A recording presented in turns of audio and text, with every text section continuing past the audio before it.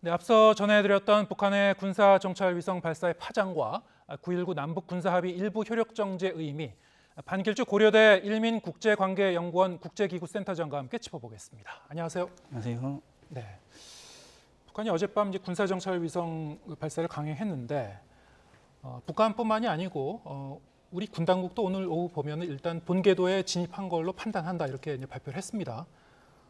아직까지 이제 이 위성 자체가 어느 정도 작동할지는 좀 더 봐야 될 것 같습니다만 일단 북한이 군사정찰 위성을 쐈다는 그 사실 자체는 어떤 의미가 있는 겁니까? 일단은 북한과 한국이 군사 정찰 위성 군사화를 위한 경쟁의 본격화에 들어섰다 이런 평가를 할 수 있을 것 같습니다. 우리나라보다 조금 더 빨리 쏘려고 하는 의지가 작동한 것처럼 보였거든요, 분명히. 예. 그래서 그것을 선두로 치고 나가겠다라는 의지가 있었고 네. 그것은 결국은 정찰 위성을 잘 활용을 해서 위협을 고도화시킴으로써 상대방에게 강압을 통해서 더 많은 것을 얻어내겠다라는 그 전략이 굉장히 촘촘해지고 있다라고 볼 수 있겠죠. 예. 그 얘기는 뭐냐면은 정찰 위성을 지금 당장 수준이 어느 수준인지는 미지수지만 네.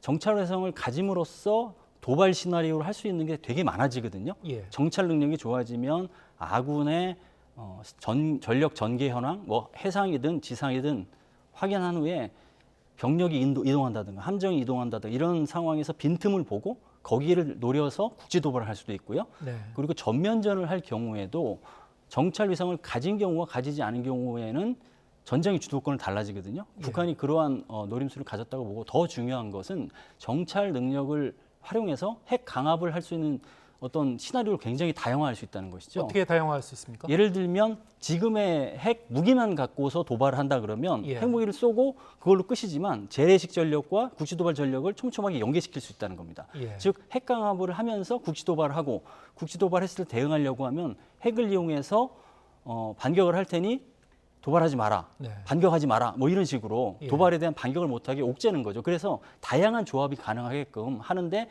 정찰 위성 능력이 제공하는 정보가 유효한 자산이 될 수 있다 이거죠. 예.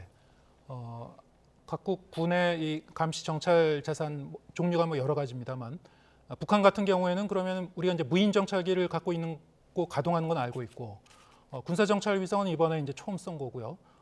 우리 같은 경우에는 뭐 조기 경보기라든가 뭐 고고도 무인 정찰기도 있고 뭐 여러 가지가 있습니다. 북한의 정찰 자산은 어떤 게 있습니까? 북한은 드론 무인기 침투에서 보듯이 예.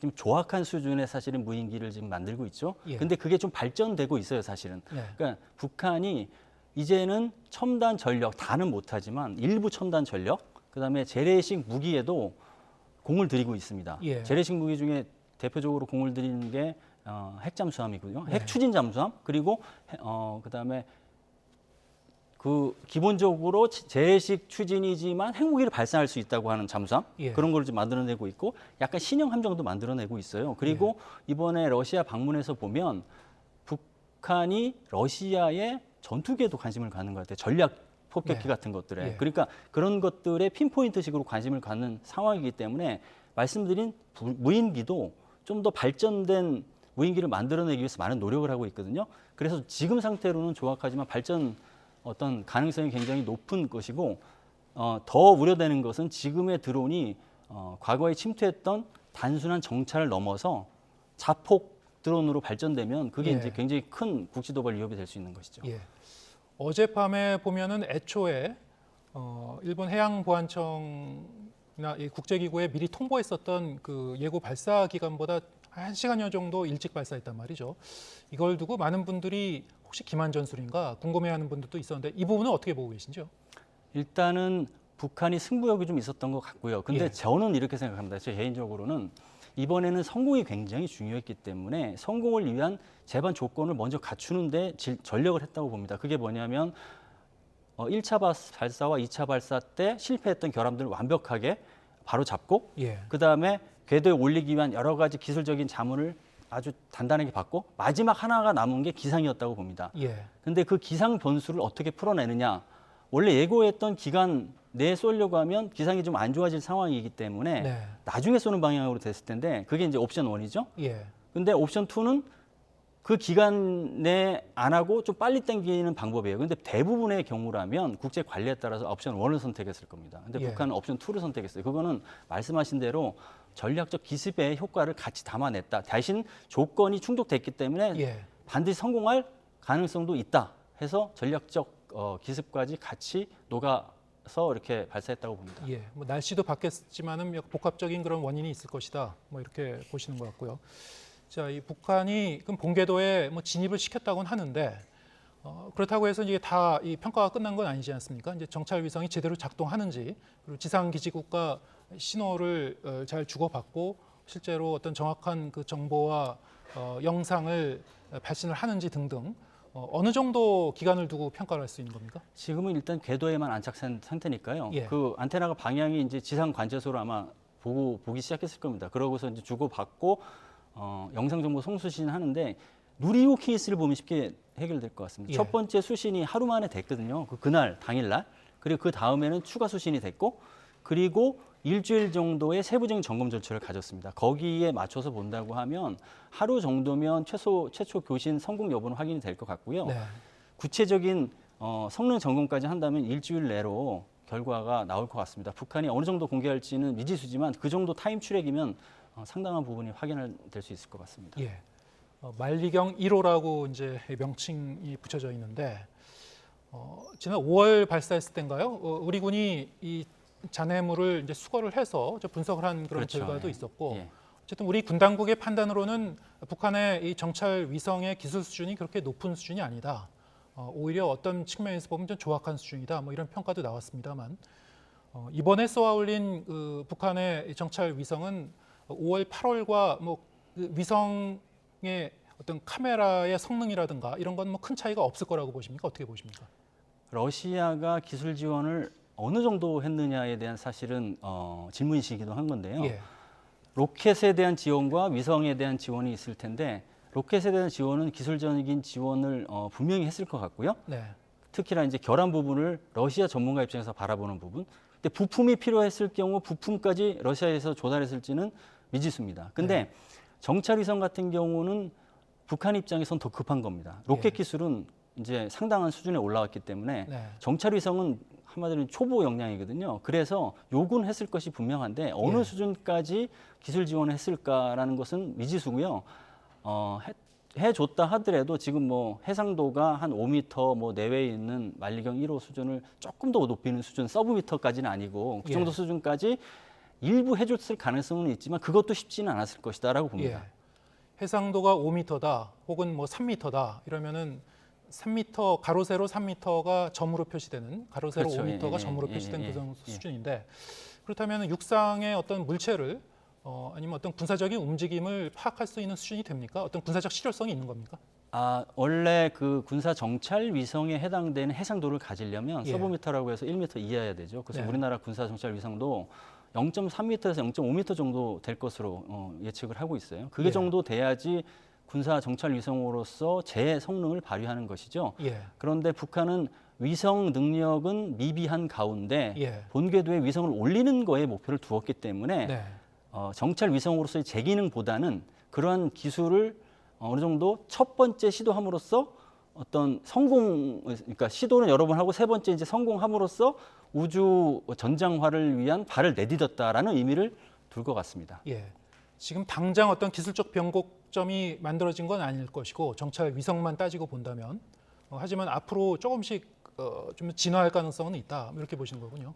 저는 북러가 지금 어떻게 평가하고 있는지가 중요하다고 봅니다. 예. 처음에 그 100만 발 정도의 포탄을 제공하고 예. 기술을 대신 제공받았잖아요. 근데 성공을 했어요. 그러면 앞으로 후속적인 거래가 더 있을 가능성이 높거든요. 네. 그러면 정찰 위성 기술이 추가 거래를 통해서 제공될 가능성이 높아졌다고 봅니다. 실패했다면 그게 교착 상태에 빠졌을 수 있는데 예. 그런 측면에서 고도화될 가능성을 염두에 둬야겠죠. 예. 러시아의 이제 기술 공조를 통해서 조금씩 더 기술적 수준을 높여갈 것이다. 예. 지금 당장은 북한의 군사 정찰 위성이 위협적인 정도는 아닐 수 있지만은 위협은 아니지만 예. 위협적은 아니지만 위협을 걱정을 해야 되는 상황은 됐다. 왜냐하면 예. 정찰 위성 가진 것 자체만으로 달라진 환경이기 때문에 예. 그렇죠. 우리 군도 독자적인 군사 정찰 위성을 이제 발사할 예정입니다만 이달 30일 우리의 위성 정찰 위성 관측 수준과 북한의 지금 말씀하신 만리경 1호의 수준과는 상당히 좀 격차가 있을 것 같습니다. 비교해 보면 어떻습니까? 일단은 만리경 1호는 무게는 한 200-300kg 정도 되고요. 예. 우리 군사 정찰 위성은 한 1에서 2톤 정도 될 거로 보여요. 그리고 네. 해상도도 아까 말씀드렸다시피 0.5에서 5m, 이거는 사실 5m 내외니까 10분의 1 수준이에요. 그래서 예. 군사 정찰 위성으로서 우리나라가 쏴서 궤도에 올려서 신호 수신 잘 되고 확인까지 된다면 이건 바로 사실 작전 배치하고 군사 작전에 바로 투입할 수 있는 정보 자산이 되는 것이죠. 예. 그래서 그런 차이는 확실히 있다고 봐야겠죠. 예, 알겠습니다. 누리호 발사체 우리가 이제 성공한 그 발사체와 이번에 이 북한의 발사체 그 자체를 이 로켓을 비교해 보면 어떻습니까? 로켓은 상당히 좀 비슷합니다. 저기 3단 그 방식으로 발사가 되고 연료도 액체고 다만 누리호는 좀 길죠. 네. 한 7m 정도 길어 47m 정도 되고 그래서 로켓 기술 자체는 큰 차이는 없는데 위성 차이가 크다. 저는 그렇게 말씀드릴 수 있겠습니다. 예, 거기에 탑재할 수 있는 위성의 무게는 좀 차이가 나겠죠, 그래도. 무게가 누리호 같은 경우는 목표를 1.5톤을 두고 있고 예. 지난번에 5월에 발사했을 때는 504kg 정도 위성을 싣고 성공을 했거든요. 예, 그래서 이제 지금 목표하는 수준 자체가 다른 거죠. 예. 러시아의 지원이나 자문이 어느 정도 있었을 것이고, 뭐 우리가 이제 구체적으로 그 수준을 이제 가늠할 수는 없겠습니다만 앞으로 북한과 러시아 사이의 이제 기술 공조가 향후에 군사 정찰 위성 그 추가 발사 등등을 통해서도 어느 정도 이제 진행이 될 것이다 이제 이렇게 관측을 해주셨고, 자, 근데 이런 상황에서 우리나라 정부가 북한의 정찰 위성 발사에 대한 대응 차원에서 9.19 군사 합의 일부 조항을 효력 정지시켰습니다. 이건 어떤 의미가 있는 겁니까? 정찰 감시 능력을 균형화시키겠다. 저는 그렇게 봅니다. 예. 그러니까 9.19 군사합의가 맺어질 당시에는 압도적인 감시 정찰 역량이 있었죠. 한국군이. 예. 근데 그거를 줄이고 대신 그 사이에 북한의 정찰 능력이 높아지고 있어요. 그러면은 줄였던 감시 절착 능력을 다시 복원해서 밸런스를 맞춰야 될 필요가 있는 거거든요. 예. 그래서 압도적으로 일방이 정찰 감시 능력을 갖춰서 군사적 긴장을 조성하는 게 아니라 네. 억제력을 갖추고 그리고 대북 군사 그 활동을 제대로 포착하기 위해서 정찰 감시 능력이 필요한 상황이 됐고 예. 그것을 위해서 9.19 군사합의 중에 핀포인트식으로 예. 그 부분이 필요한 1조 3항을 효력정지시켰다. 저는 그렇게 예. 봅니다. 혹자는 뭐 이런 생각을 가질 수도 있을 것 같습니다. 북한이 군사 정찰 위성을 쏘아 올린 거에 대해서 우리가 당연히 경계감을 가져야 되겠지만 그것이 이 남북 군사 합의와 어떤 직접적인 연관성이 있는 것인가? 어떤 연관성이 있습니까? 북한이 정찰 위성을 발사함으로써 정찰 능력을 높이고 예, 한국군은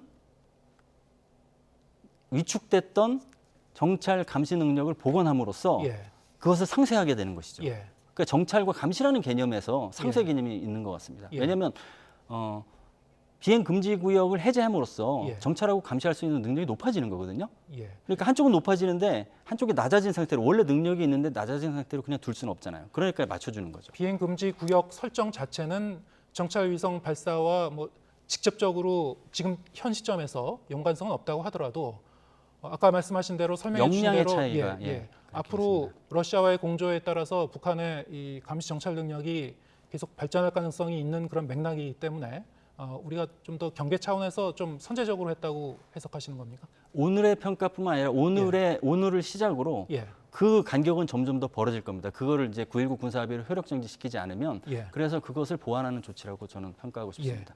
근데 군사 합의서 그 체결 당시에는 북한의 정찰기 전력이 한국하고 주한미군보다 굉장히 뒤져 있기 때문에 우리 쪽이 유리하다. 뭐 그런 그 얘기도 나왔었거든요.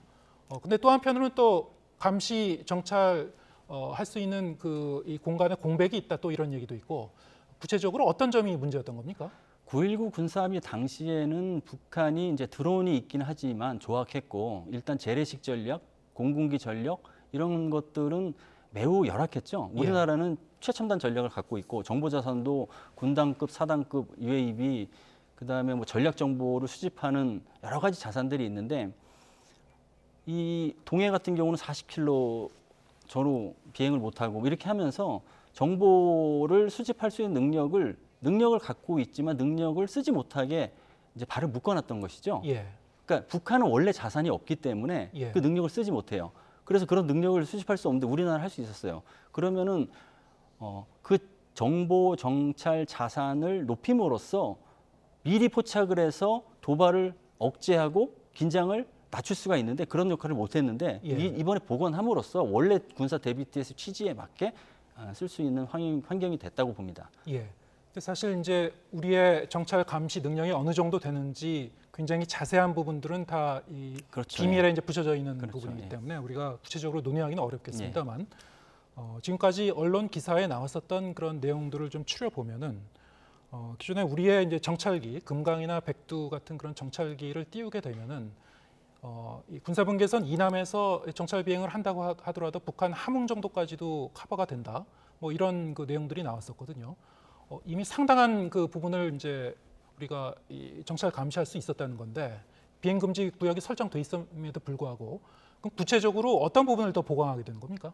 금강 백두, 그러니까 위성을 군사 정찰 위성을 발사한더라도 24시간, 365일 24시간 동안 감시하지 못하지 않습니까? 예. 그래서 초소형 위성을 보완하는 것처럼 네. 금강 백두만으로 24시간 감시 정찰이 안 되는 것이죠. 예. 그래서 뭐 군단급, 사단급 무인기도 있는 거고 예. 그 보안책이 있는 거거든요. 그래서 그 보안책으로 또 표적 정보도 달라질 수밖에 없는 것이고. 예. 근데 한쪽을 제거함으로써 빈 상태로 두어둔 거죠. 그래서 그걸 다시 복원하는 것이죠. 처음부터 금강 백두만으로 모든 정보가 다 취합될 수 있었다면 예. 정찰 위성도 필요 없고 군단급, 사단급 무인기도 다 필요 없었던 것이죠. 그걸 예. 보완하기 위해서 만들어둔 다차원적 시스템 중에서 그렇군요. 하나를 떼내니까 예. 그게 이제 공백이 생기니까 다시 보완하려고 하는 겁니다. 예. 그러면 그 군단급, 사단급 그 무인 정찰기 같은 그런 그 자산도 이제 효력 정지했으니까 이제 바로 가동이 된다고 보면 그렇죠. 되겠습니까? 오후 3시부터 이제 가동될 수 있는 예. 환경이 있다고 봐야죠. 예.